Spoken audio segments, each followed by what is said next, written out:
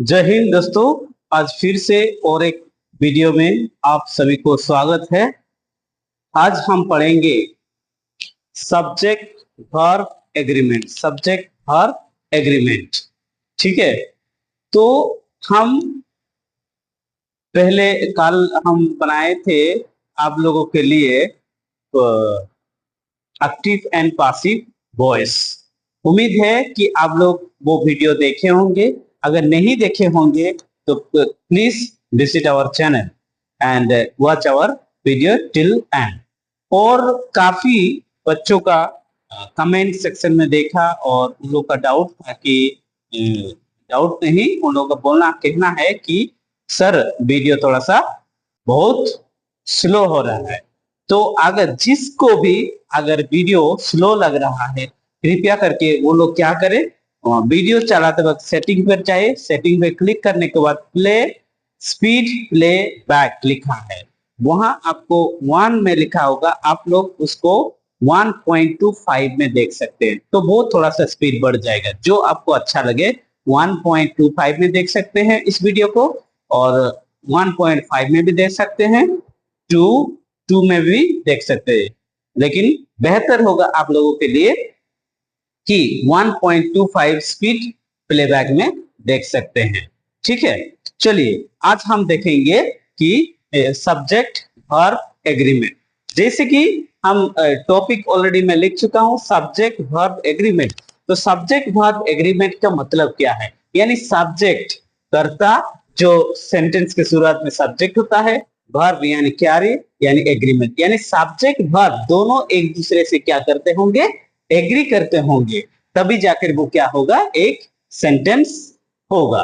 कि subject verb agreement, subject verb agreement यानी subject और वर्ब दोनों एक दूसरे को एग्री करेंगे, तभी जाकर वो सेंटेंस बनेगा, ठीक है। तो अब हम एग्जांपल के तौर पर मैं यहां लिखा हूं, जैसे कि दे गो, ये हो गया आपका सब्जेक्ट, ये हो गया आपका वर्ब। मैं यहाँ ऑब्जेक्ट नहीं लिख रहा हूं सेंटेंस में, क्योंकि हम लोग सेंटेंस में पढ़ रहे हैं सब्जेक्ट वर्ब एग्रीमेंट। देखिए सब्जेक्ट हो गया दे और ये हो गया गो, ये यानी सब्जेक्ट वर्ब के साथ एग्री है। देखिए ही हो गया आपका सब्जेक्ट और गोस हो गया आपका वर्ब, ये भी सब्जेक्ट वर्ब के साथ एग्रीमेंट कर रहा है। और अगर और एक मैं लिख सकता, यहां लिख कर देखता, अगर गो ही गो, इज इट राइट, ये सही है क्या, नहीं, क्योंकि सब्जेक्ट हो गया आपका singular, third person singular, third person singular है। और थर्ड पर्सन सिंगुलर में हमेशा क्या होता है, वर्ब में एस और एस लगता है, तो इसलिए ये गलत है, ये सब्जेक्ट वर्ब के साथ एग्री नहीं कर रहा है। तो वैसे ही देखो, तो कैसे हम इसको करेंगे, सेंटेंस बनाएंगे, यहां देख सकते हैं। जब सब्जेक्ट रहेगा सिंगुलर, जब सब्जेक्ट रहेगा सिंगुलर और वर्ब भी होगा सिंगुलर। अगर सब्जेक्ट होगा प्लूरल तो वर्ब भी होगा प्लूरल, ठीक है। तो जैसे कि देखो ये हो गया सब्जेक्ट हो गया आपका प्लूरल, तो आपका वर्ब भी प्लूरल। अगर ये सब्जेक्ट अगर आपका सिंगुलर तो वर्ब भी रहेगा सिंगुलर। तो हम जैसे छोटे समय जब हम छोटे पढ़ते थे, हम लोगों को सिखाया गया था सिंगुलर प्लूरल। सिंगुलर प्लूरल कैसे किया जाता है, जब भी एस लगा कर और ईएस लगा कर और आईईएस लगा कर हम लोग सिंगुलर से प्लूरल करते थे, लेकिन यहाँ थोड़ा सा अलग है। तो इसको मैं डिटेल आप लोगों को बता रहा हूं। देखिए जैसे कि नाउन में अगर हम एस और ईएस लगाएंगे तो प्लूरल होगा। नाउन में अगर एस और ईएस लगाएंगे ये प्लूरल होगा। फॉर एग्जांपल बुक मैंने लिया हूं, यहां हो गया आपका बुक, बुक हो गया आपका नाउन, तो यहां मैं एस लगाया क्योंकि ईएस हर नाउन में नहीं लगेगा, तो इसीलिए सिर्फ मैंने यहाँ यस, ऑलरेडी ये फॉर्मूला में है, लेकिन यहाँ दोनों में से कोई एक लगा है, तो बुक हो गया बुक्स। अगर वर्ब में हम एस और ईएस लगाएंगे तो वहां क्या हो जाएगा, वर्ब में एस और ईएस लगाएंगे तो वो सिंगुलर हो जाएगा। For example read, read S और ईएस, तो फॉर एग्जाम्पल ये तो वर्ब में सिंगुलर आपको बोला गया, लेकिन ये हमेशा आप लोगों को ध्यान देना है कि थर्ड पर्सन सिंगुलर, अगर सब्जेक्ट थर्ड पर्सन सिंगुलर और प्रेजेंट टेंस हो, present tense third person singular में अगर सेंटेंस हो तो तभी जाकर वर्ब में एस और ईएस लगेगा। ये देखिए, ये हो गया present tense, simple present tense third person singular, तो वर्ब में क्या लगा, ईएस लगा। और एक सेंटेंस में ही टेक्स, क्या है, ही टेक्स, टेक है तो ये सिंस, तो वर्ब में क्या लगेगा, एस लगेगा। जैसे कि वर्ब में एस और ईएस, यहाँ एस लगा, यहां मैंने दिखाया ईएस लगा, ये हो जाएगा आपका सिंगुलर। क्या हो जाएगा, सब्जेक्ट सिंगुलर है तो उस समय वर्ब भी सिंगुलर होगा। नाउन में अगर ऐसा हो तो नाउन में ऐड किया जाए एस और ईएस तो प्लूरल हो जाएगा। यही, ठीक है। उम्मीद करता हूं कि ये आप लोगों को समझ में आ गया हो। अगर subject he see it verb also singular, अगर सब्जेक्ट ही सी इट हो तो वर्ब ऑल्सो सिंगुलर। जैसे कि फॉर एग्जाम्पल, जैसे कि यहां मैंने लिखा है ही गोस, सी ले लो, सी इट्स, तो ये सारे के सारे वर्ब क्या है, सिंगुलर है। मैंने बोला था, रूल में बताया था, अगर वर्ब में एस और ईएस लगे तो वो सिंगुलर बन जाता है, अगर नाउन में एस और ईएस लगे तो वो प्लूरल होता है। ठीक है, इट रन्स, ये भी हो गया आपका वर्ब में। अगर सब्जेक्ट मैंने लिखा हूं, अगर subject he see it I, तो आपका वर्ब भी हो जाएगा सिंगुलर। ये उम्मीद करता हूं कि ये क्लियर हो। अगर सब्जेक्ट वी हो और दे हो तो वर्ब भी आपका प्लूरल होगा। फॉर एग्जाम्पल ले लो, वी गो, अगर सब्जेक्ट प्लूरल हो तो वर्ब भी प्लूरल। अगर ले लो दे इट, देखिए दे सब्जेक्ट अगर प्लूरल हो तो इट हो गया प्लूरल। उम्मीद है कि ये आप लोगों को समझ में आ गया। अब चलते हैं हम compound subjects, two subjects in the same sentence, अगर दो सब्जेक्ट्स एक ही सेंटेंस में हो उसी को कहा जाता है compound sentence. If the two subjects are joining by and, अगर दो सब्जेक्ट अगर two subjects are joining by and, अगर एंड में जॉइनिंग कर रहा है तो वो हो जाएगा आपका प्लूरल वर्ब, वो हो जाएगा आपका प्लूरल वर्ब। तो प्लूरल वर्ब फॉर्म्स, जैसे कि नीतीश हो गया एक सब्जेक्ट और मीरा भी हो गया आपका सब्जेक्ट। तो मेरा definition, if the two subjects are joined by and, यहाँ आपका एंड भी मिल गया है। ठीक है, तो दोनों सब्जेक्ट जॉइनिंग बाय एंड, तो यहाँ हो जाएगा आपका plural verb. Plural verb are going to market, देखिए, और एक ये ब्रेड एंड बटर, ब्रेड ये ज्वाइनिंग वर्ड्स है, जब ब्रेड एंड बटर एंड हो गया, ये भी आपका ज्वाइनिंग वर्ड्स एंड हो गया। एंड के साथ मैंने बोला था, अगर if two subjects are joining by and, then ये भी हो जाएगा आपका सब्जेक्ट क्या हो जाएगा, सॉरी वर्ब क्या हो जाएगा, प्लूरल हो जाएगा। तो bread and butter were needed for the recipe, ये था कंपाउंड सेंटेंस का फॉर्मूला। ठीक है, उम्मीद करता हूं कि ये आप लोगों को समझ में आ गया। देखिए, if the two subjects join by and refer to the same person और things, whole use a singular. अगर इफ द टू सब्जेक्ट्स, दोनों सब्जेक्ट जॉइन बाय एंड, ध्यान रखिए, join by and refers to the same person, एक ही व्यक्ति को अगर इंडिकेट कर रहा है, और इंडिकेट थिंग्स से होल, एक ही इंडिकेट करता है, तो उस केस में यूज ए सिंगुलर, इसे singular. For example, idli and joining words क्या है, and sambar is my favourite, दोनों एक को इंडिकेट करता है, एक साथ आता है, एक साथ आता है इडली एंड सांबर, इसीलिए sambar and idli is my favourite. इसीलिए वो सब जगह वर्ब क्या आ गया, यहाँ इज आ गया, सिंगुलर आ गया। ठीक है, इडली एंड सांबर एक ही को इट इंडिकेट्स, एक ही साथ इडली एंड सांबर तो एक साथ बनता है, एक से सारा सारा वेजिटेबल्स को एक साथ काट के किया जाता है, इसलिए इडली एंड सांबर, इसीलिए एंड आया और इसीलिए हेल्पिंग वर्ब क्या हुआ, इज हुआ। और द में यहाँ देखिए द एक्टर हो गया एंड प्रोड्यूसर हो गया, और ज्वाइनिंग वर्ड्स क्या है, एंड हो गया, और यहाँ वर्ब क्या हो गया, इज हो गया। तो क्यों हुआ, क्योंकि फॉर एग्जाम्पल जब दोनों व्यक्ति, मैंने लिख दिया हूं द बोथ रेफर सेम, जैसे कि एक्टर एंड प्रोड्यूसर दोनों व्यक्ति एक ही है। For example Salman Khan is also an actor at the as well as वो एक प्रोड्यूसर भी है। तो उस केस में क्या हो जाएगा, the actor and producer is arriving, तो उसमें सब्जेक्ट वर्ब एग्रीमेंट पढ़ रहे हैं, तो उस केस में हम क्या लिखेंगे, इज लिखेंगे।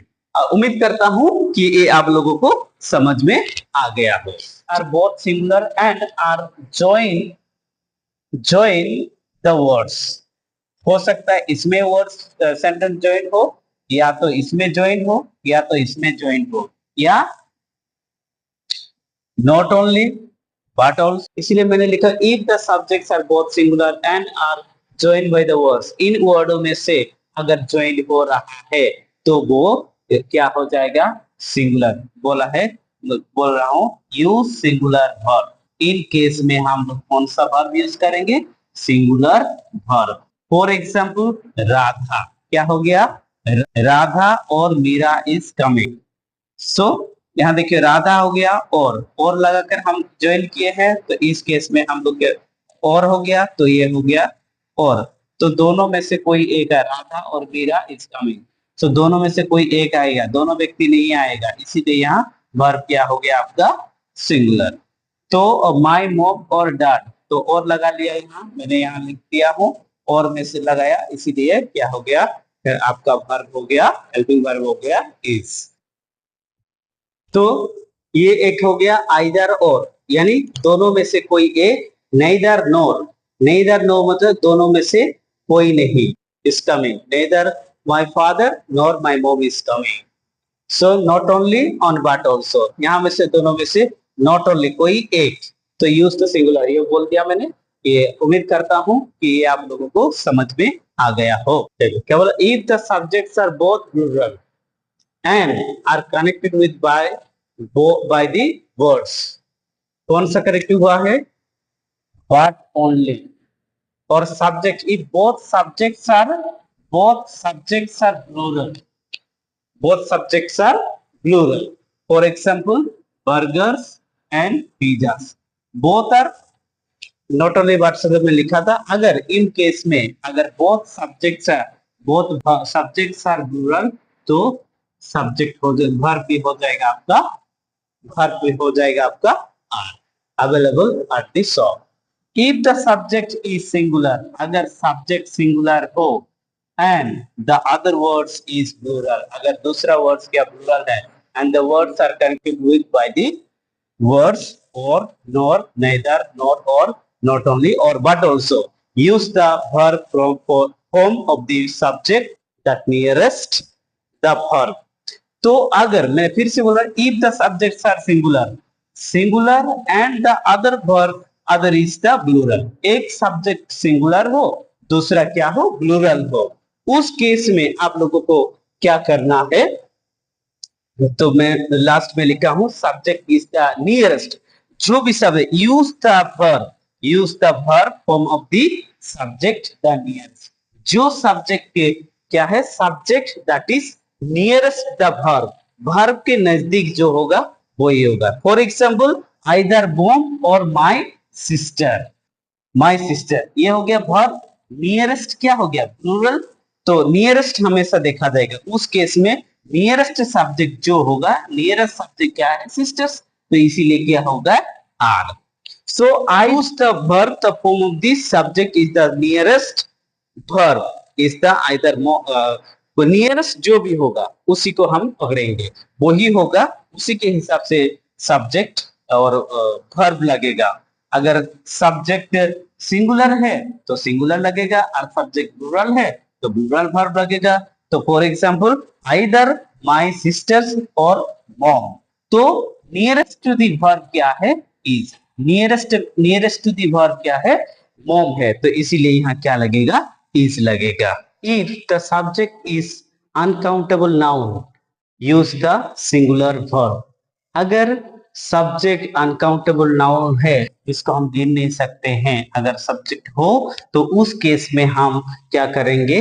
हमारे वर्ब क्या होगा? Singular. For example education is important, तो एजुकेशन इज अनकाउंटेबल नाउन, तो इसीलिए क्या हो गया? यहाँ हेल्पिंग वर्ब क्या हो गया आपका? इज।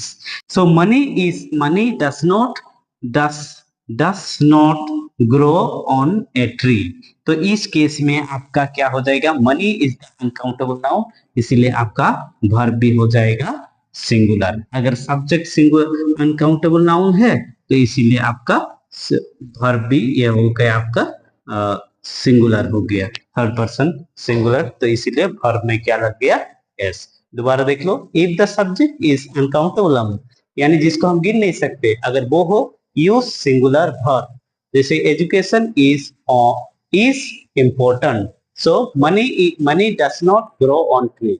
सो इन दोनों के दोनों अनकाउंटेबल नाउन है, इसीलिए दोनों जगह में हेल्पिंग वर्ब क्या हुआ आपका? सिंगुलर हुआ। नाउन अगर अनकाउंटेबल हो तो उस केस में हमेशा वर्ब क्या रहेगा? वर्ब क्या रहेगा? सिंगुलर रहेगा। ए लिटिल, ये हमेशा मच एंड लिटिल ये हो गया अनकाउंटेबल नाउन। मच ये हमेशा क्या होता है? सिंगुलर होता है। मैंने ये बोला है मच भी अनकाउंटेबल नाउन एंड लिटिल भी आल्सो अनकाउंटेबल नाउन। और एक एग्जांपल में the much has already been discussed on this topic. only a little, only little of the road has been cleared, ये हो गया आपका verb, यहाँ भी हो गया आपका verb। और many a few a several a both, ये हमेशा क्या होगा? प्लूरल होगा। तो many मतलब for example many of these apples were found, मैंने फोकस ऑन रोटेन सड़ा हुआ मैं लिखा नहीं लास्ट में। A few of this post are still vacant. A few मैंने लिया, ए मैनी ले लिया, ए फ्यू ले लिया, सेवरल। ए सेवरल मैंने एग्जांपल नहीं लिखा।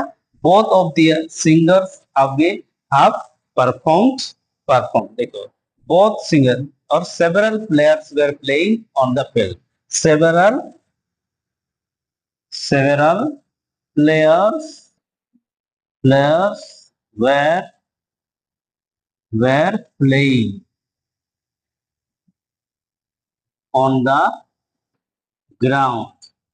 बोर्ड नहीं पहुंचता होगा, ग्राउंड। तो इस केस में भी ये सारे के सारे क्या है?